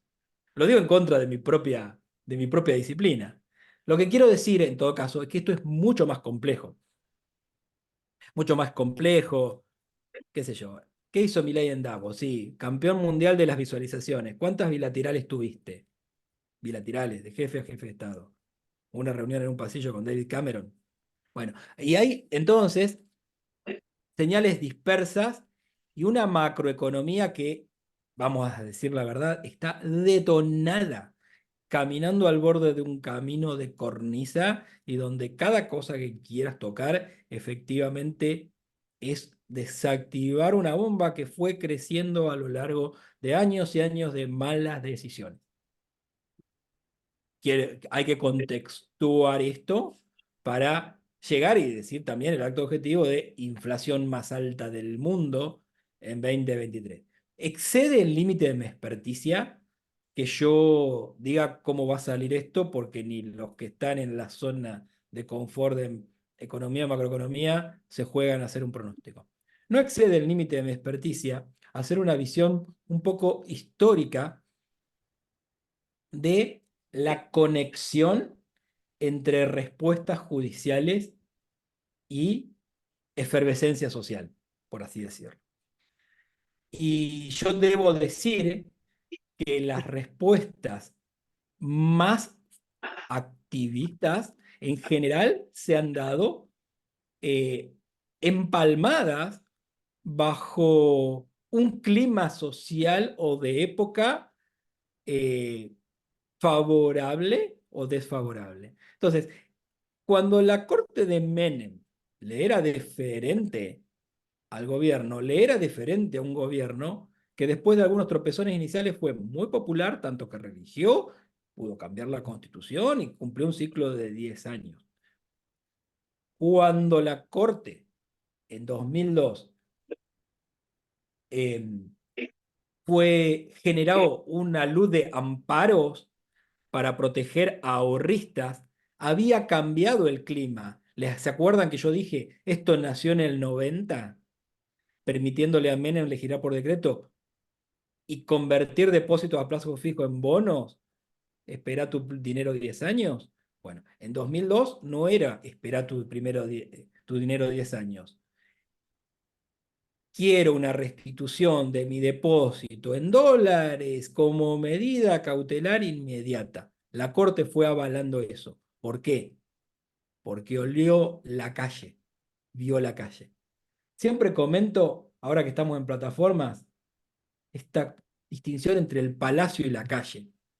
Vean, por favor, si tienen la posibilidad, una de las mejores películas jurídicas de todos los tiempos, que tiene el curioso nombre de La pelea más grande de Muhammad Ali. Muhammad Ali Greatest Fight. 2012. Está en HBO.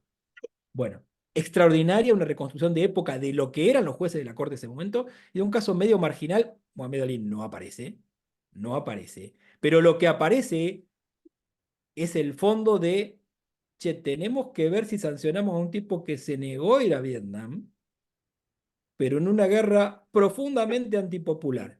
Y las filigranas jurídicas que los jueces tenían, la textualista, la teleológica, de cómo procesar ese conflicto. Cierro esta nota al pie, muy fuera de la caja, una pregunta re interesante, pero fuera de la caja, y mi respuesta es, no sé lo que va a pasar, pero siempre lo que pasa afuera, de alguna forma, influye en el adentro y sobre todo en el timing de las decisiones. La corte de Menem, esa misma corte del 90, termina haciendo el fallo seminal de la matriz restrictiva del decreto de necesidad de urgencia. ¿Saben cuándo lo hizo? 4 meses antes que Menem terminara su mandato de 10 años, en Berrochi. Hay no solo sentido de un pronunciamiento, sino el tiempo de un pronunciamiento. Obviamente en ese momento a Menem no le importaba nada que le dijeran no vas a poder seguir editando decreto porque estaba a minutos de dejar el edificio presidencial. Ahora vuelvo a mi rol de corresponsal.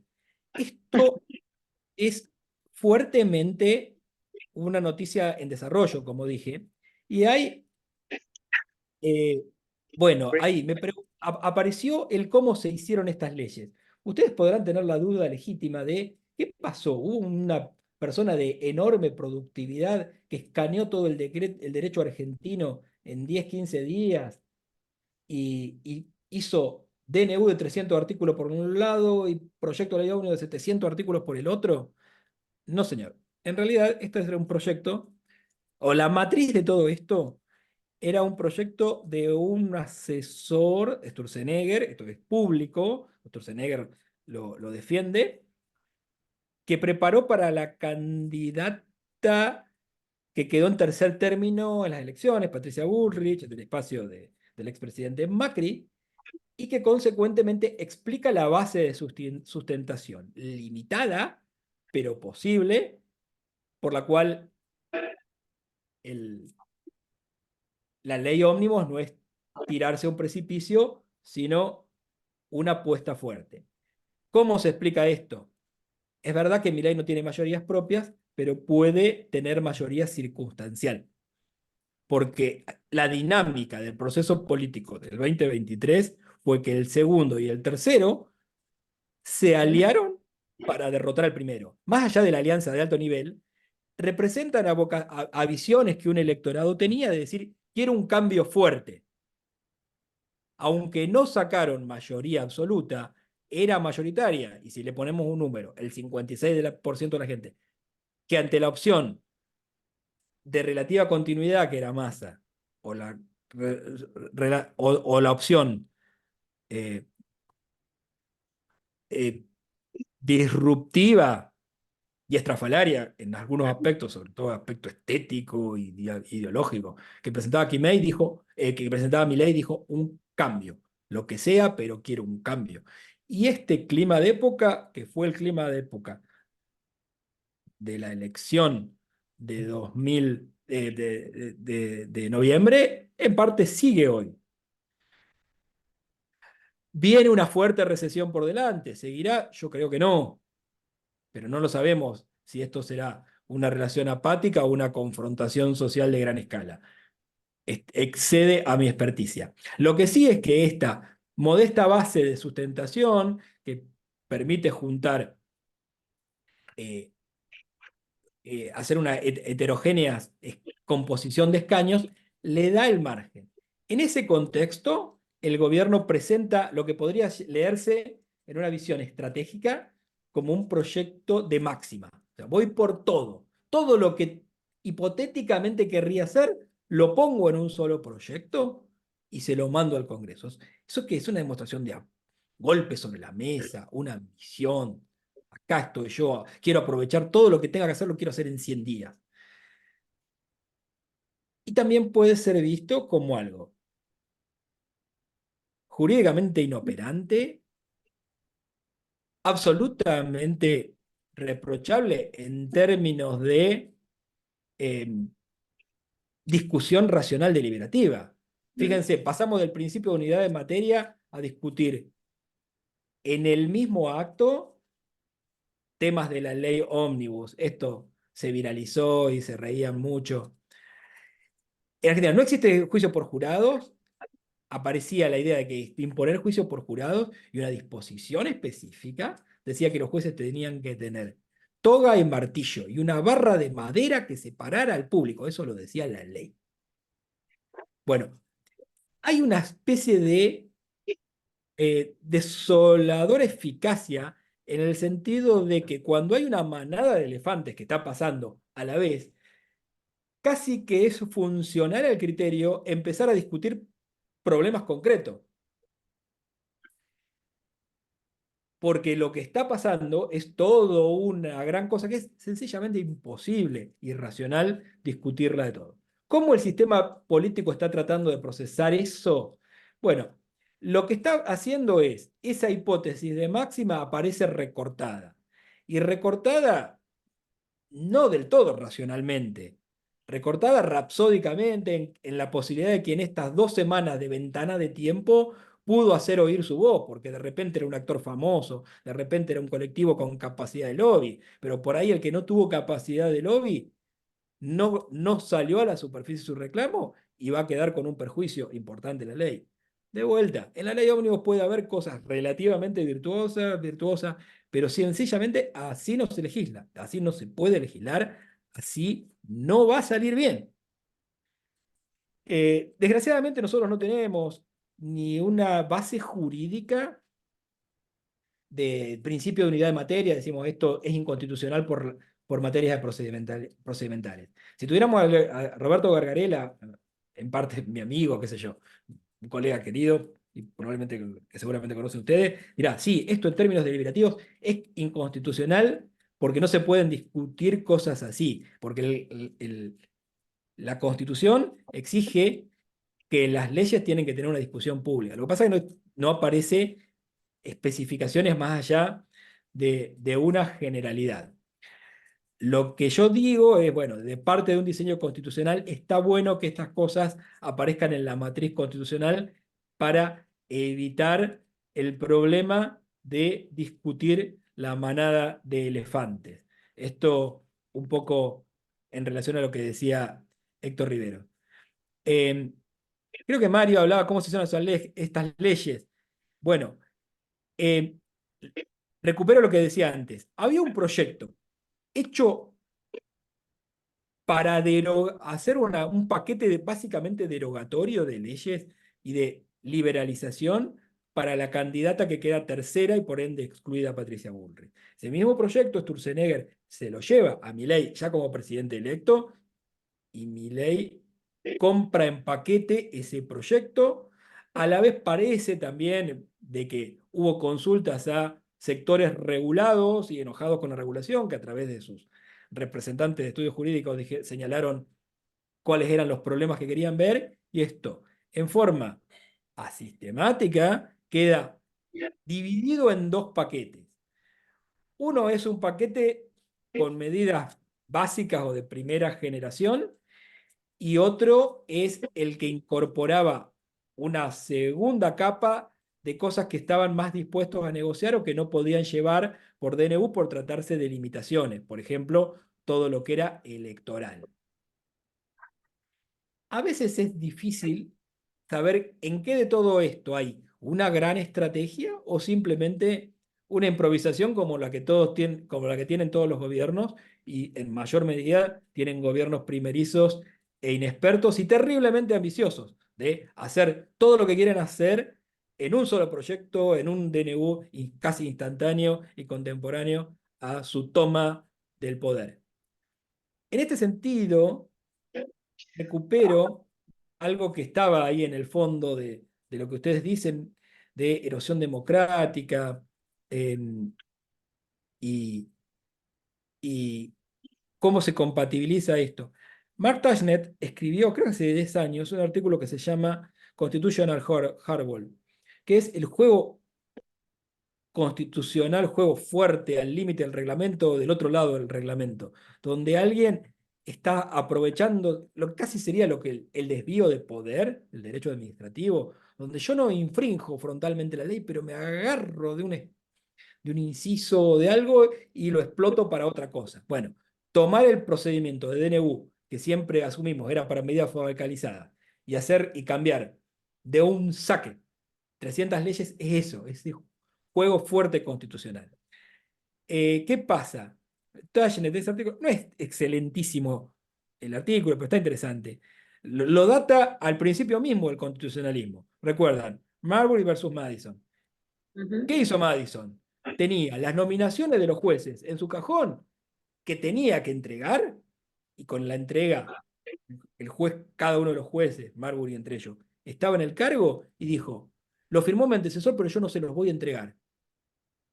Entonces, eso era juego fuerte constitucional, juego sucio casi. Y entonces vino Marbury y le dijo, quiero que me entregues la nominación. Tengo el derecho a hacer. Usted tiene el derecho, le dijo la Corte.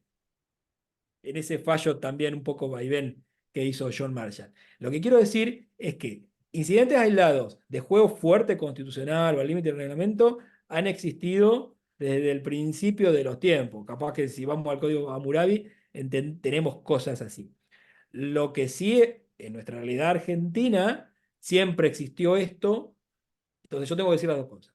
Existió en cierta dosis, nunca escaló a este nivel donde la magnitud y la ambición transformadora parece propio de un régimen casi autocrático y no de un régimen que nació con una representación parlamentaria muy fragmentada. Entonces hay como una disociación entre lo que un gobierno quiere hacer porque siente que es su mandato y cuál es la base parlamentaria que tiene. Ahora, Milei puede decir, y es verdad, a mí me votó el 56%, pero del otro lado de la oposición va a decir, bueno, nosotros tenemos un montón de representantes en el Parlamento que también nos representan.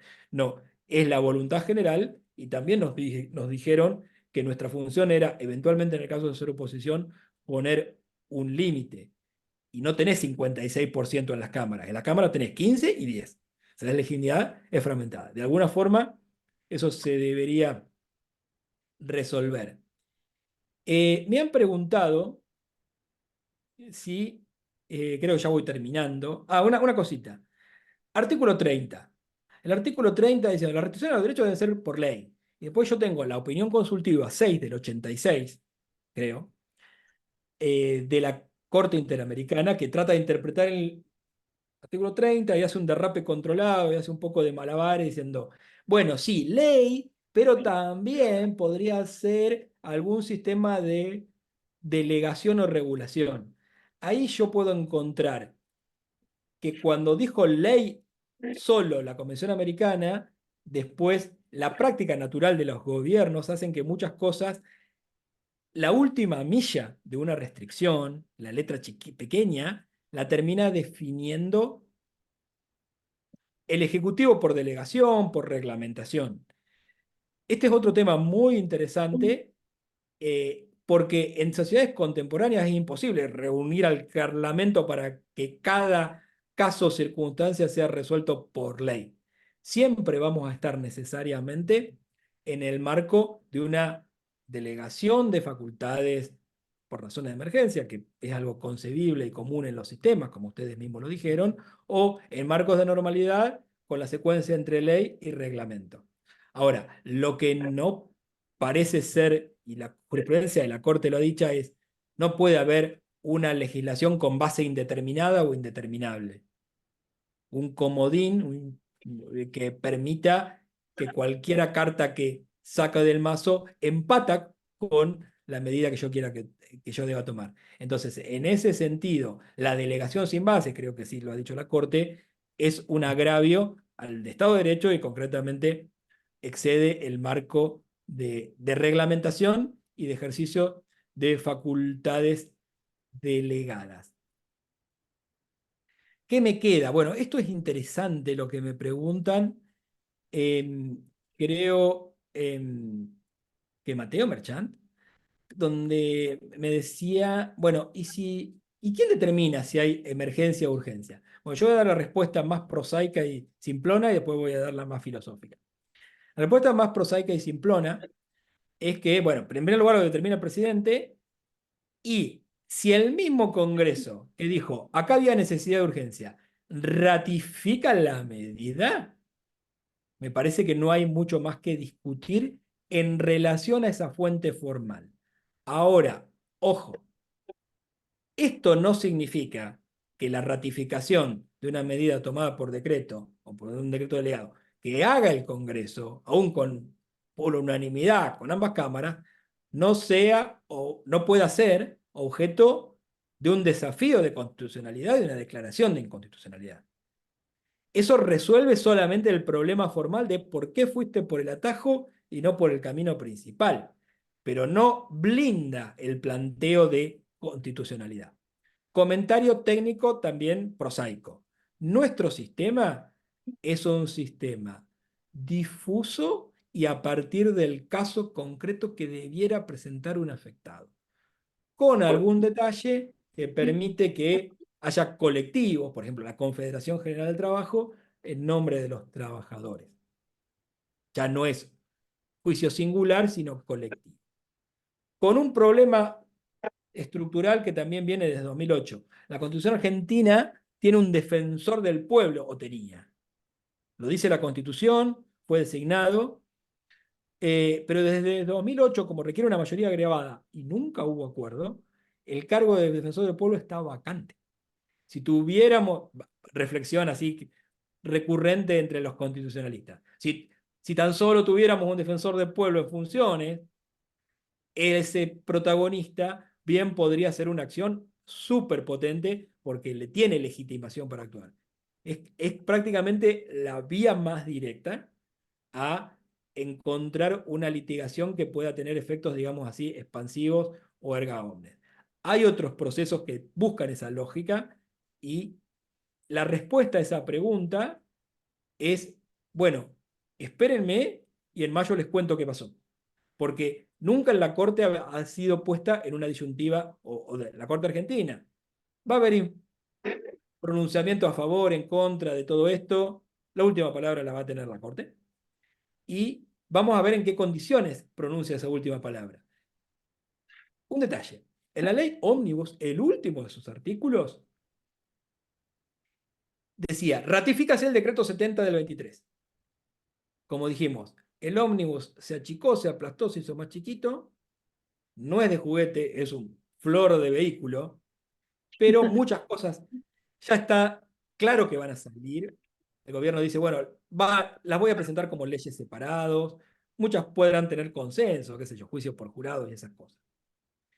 Pero aparentemente sale de la ley ómnibus la idea de que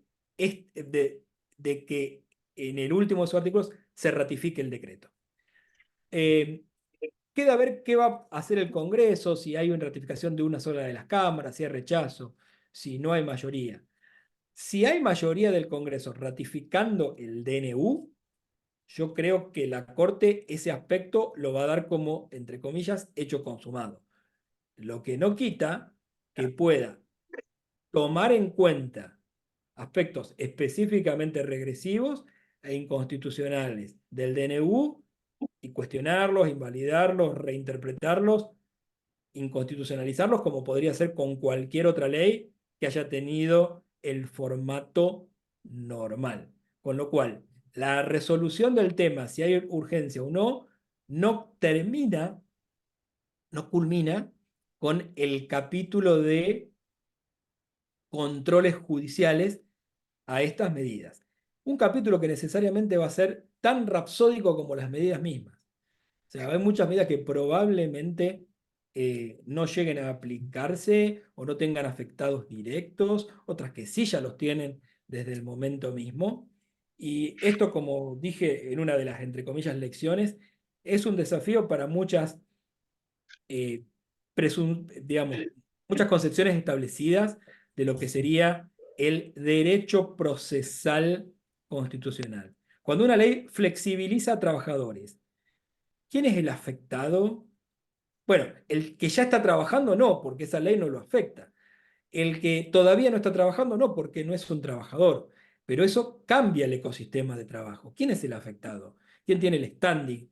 Bueno, esa idea de quién es el afectado es objeto de una interesante discusión doctrinaria. Cierro como que vuelvo también a Mateo Marchán, y esto es lo último que voy a decir. Esto nos muestra que, a pesar de que hoy yo sospecho la calle de esto como una nueva discusión entre los políticos que nos llevaron a la situación calamitosa en la que vivimos, también la calle protesta, y lo hace muy fuertemente, muy enfáticamente, cuando sus intereses más concretos son afectados. Así que ahí lo veo repartido. ¿Cómo esto nos genera un mejor proceso deliberativo? Bueno, precisamente este es el caso testigo perfecto de que la deliberación no es una cuestión preciosista, un ideal habermasiano repudiable. Es una cadena de custodia de cómo tomar decisiones informadas y racionales. Y por eso es pertinente que abramos las cosas a la discusión pública, que en el Parlamento existan audiencias públicas. Se hicieron estas 2 semanas a razón de 5 minutos por expositor, sin repreguntas. Y esa no es la manera de resolver y tratar temas complejos agrupados en una sola votación por sí o por no. Y ese es el gran problema de querer empujar con un ómnibus o hacer pasar una manada de elefantes en temas que necesariamente tienen complejidades en muchos aspectos, cosas que nos pueden gustar, pero aspectos problemáticos, regresivos y por momentos también estrafalarios. Creo que esto es todo lo que tengo para decir, no sé si me olvidé algo.